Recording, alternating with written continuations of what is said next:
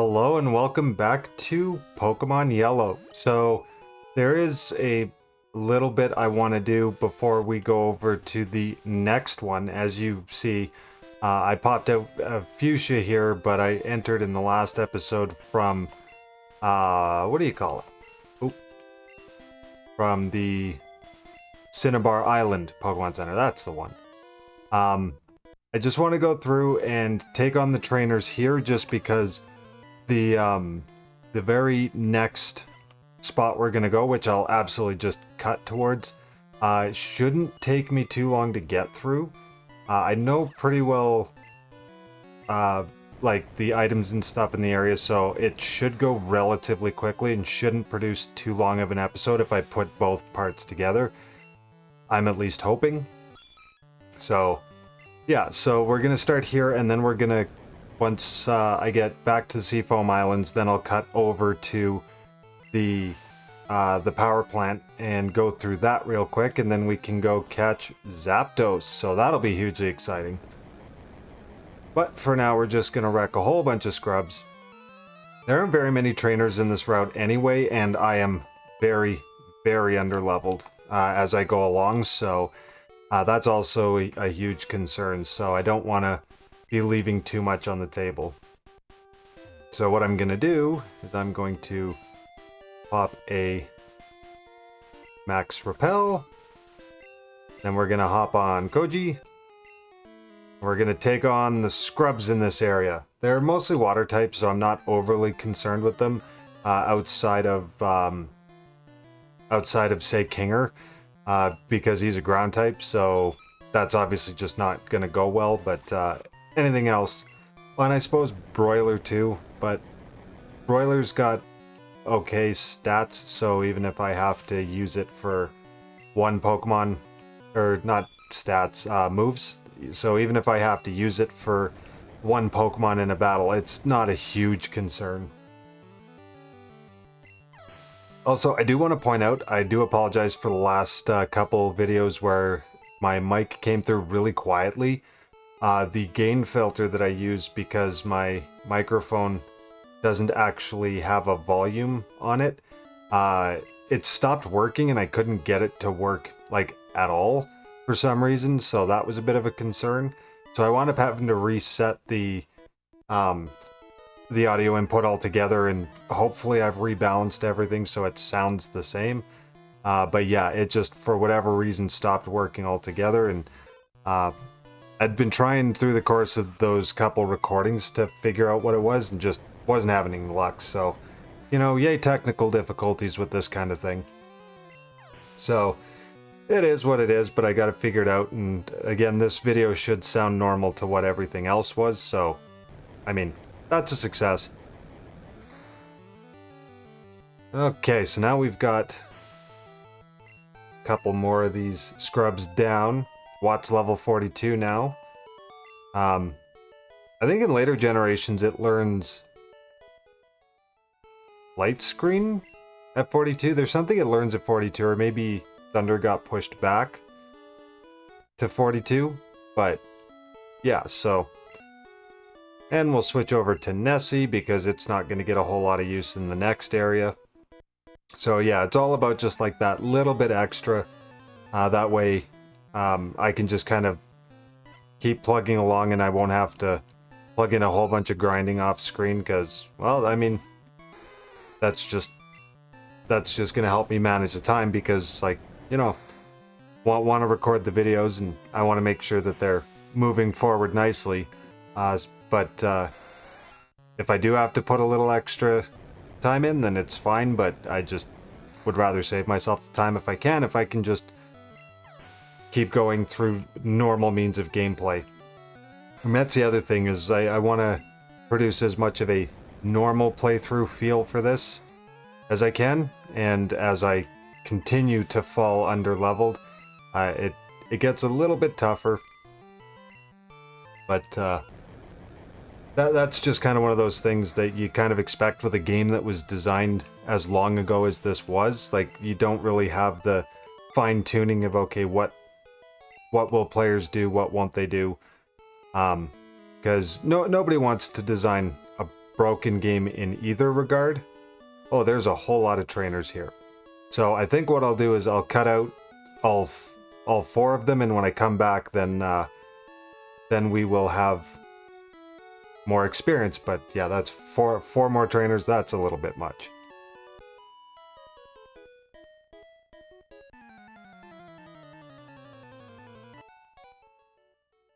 Okay, and that's 4 trainers down, and what I think is actually like the closest to level 43, which would be the first time in quite a while that it's been the highest level Pokemon I've got. So, I mean, that's kind of interesting.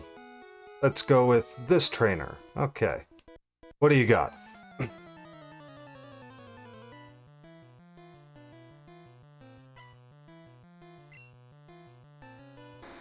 Okay, and here we have Shelder, which has been quite rampant in this area.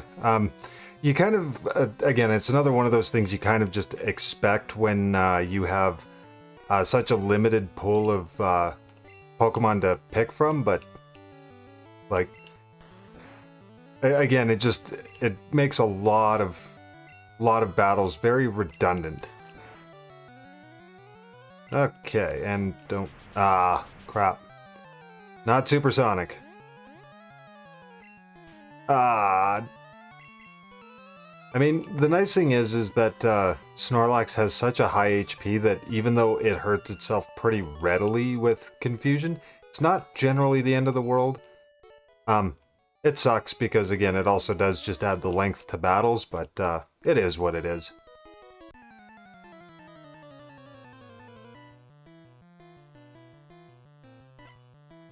Okay, and now we have a swimmer with a Horsey. So Koji should be able to go through this pretty quickly, mostly one-shotting what's here. Between the level difference and its massive attack stat. The exception would be like with the Cloyster, if it does get like a withdraw or something off, then that slows Koji down a little bit, but not really a whole lot, so... Oh no, not smokescreen. Ah. Made no difference. That's one thing I find with accuracy reducing moves. They can just... For me, I don't know if it's just really bad luck, but accuracy reducing moves are only really helpful if you're in a battle of attrition. So like it's little bits of damage from each side, just causing a really long battle, as opposed to like just stopping more effective lower accuracy moves to begin with, like say Thunder. It really doesn't seem like moves like that really care all that much if your accuracy has been lowered. I heard one person say at one point with Pokemon moves, basically if it's not 100% accurate, it's 50% accurate, which I don't really necessarily agree with. I understand the logic and the way it can impact battles, but I don't see it. I think there is something to be said for that, but it just that doesn't sound right to me. So okay, that's another one down, and Koji's level 43 now. Fantastic. And just for simplification, we'll let it get this last little bit of experience as well.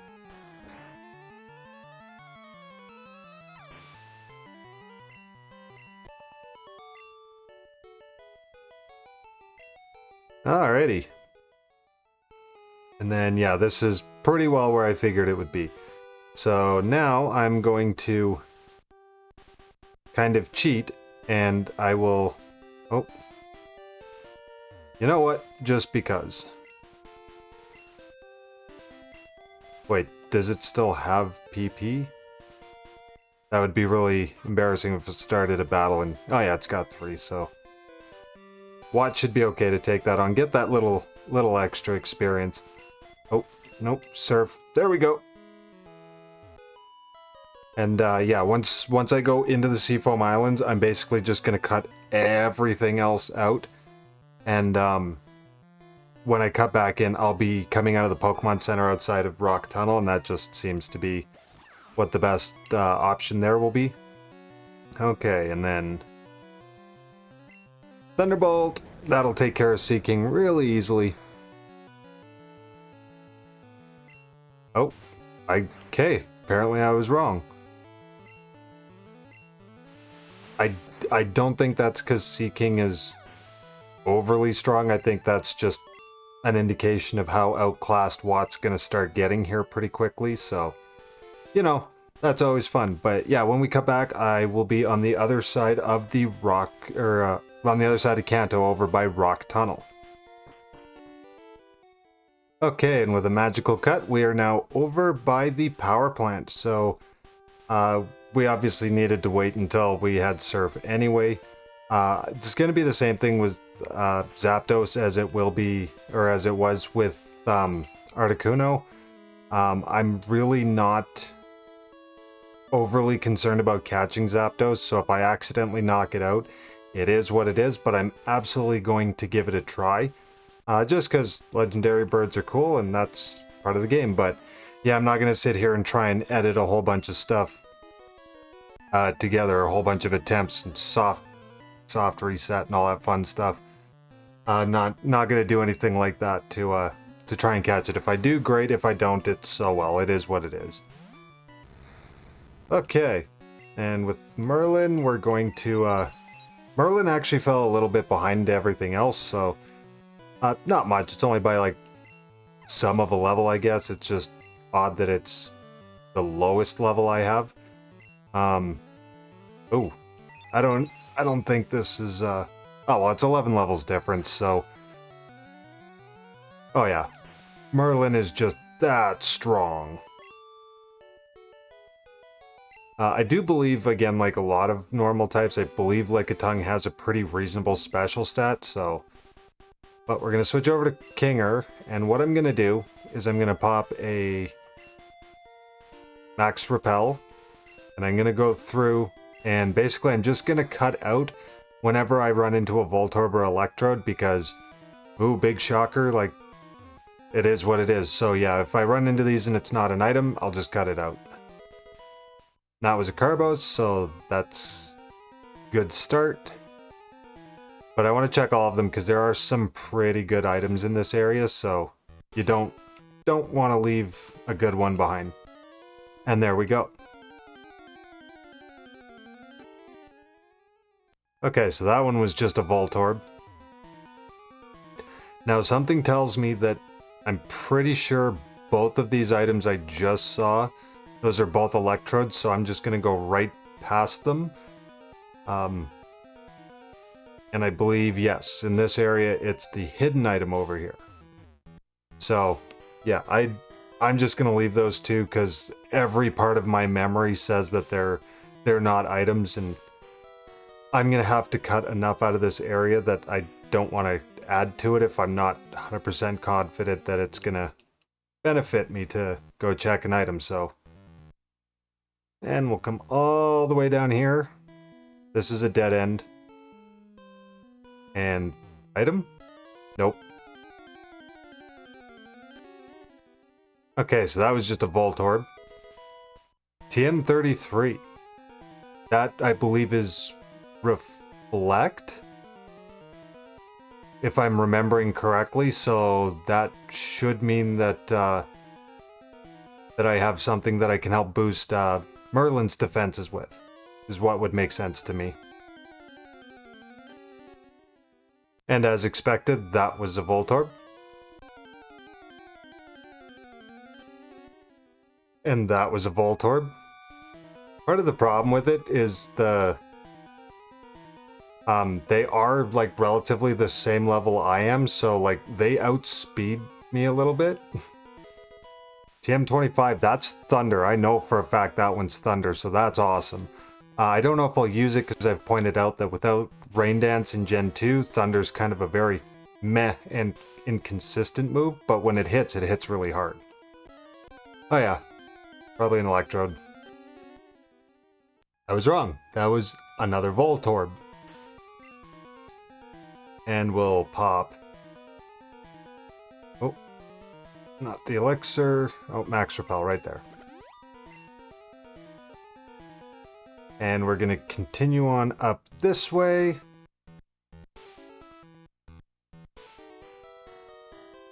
And we're going to go around here. Oh.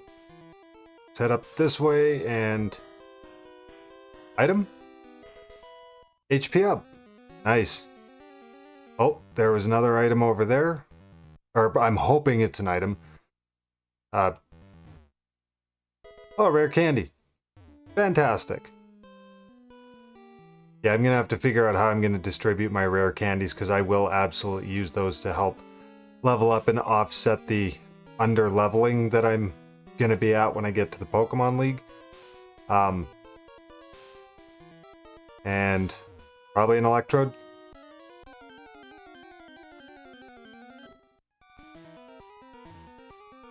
Okay, so that was actually an Electrode, so... Most of them have been Voltorbs. I probably passed an Electrode with one of the ones that I did wind up skipping.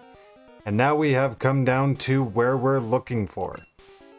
So I'm going to start with... Watt?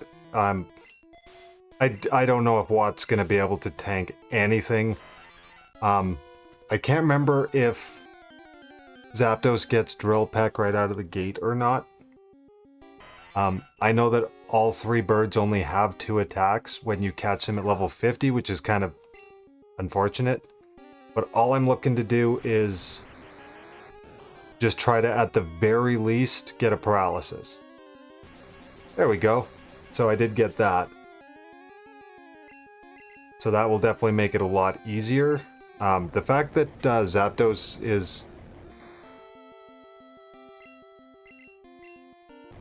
Okay, it's incredibly bulky and Watt doesn't hit hard, but it's not, like... It's not resisted damage, so that definitely helps. If Watt goes down while I'm getting Zapdos prepared for being caught, then I'm not worried about it. Oh yeah, okay, so there is Drill Peck. Okay, so duly noted on that. Oh, my dog got the sneezies.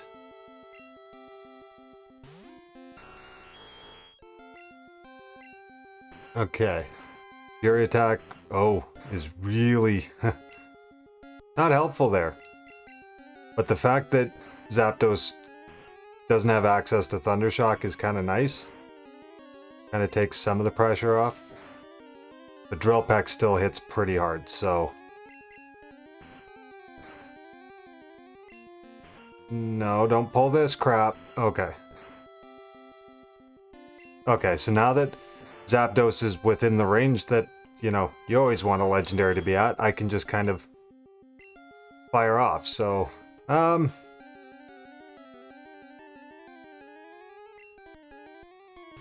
better be mindful and hopefully I catch it quickly, because everything I got left now, I'm gonna have to try and revive if I need to go about this. Like, Drill Peck will almost certainly take down Merlin really easily. Oh, there we go. That works too. So we actually caught Zapdos, and pretty easily, so that wasn't so bad. And nope, just like Articuno, I'm not going to give it a nickname, so there we go. We now have Articuno and Zapdos, so that is very cool.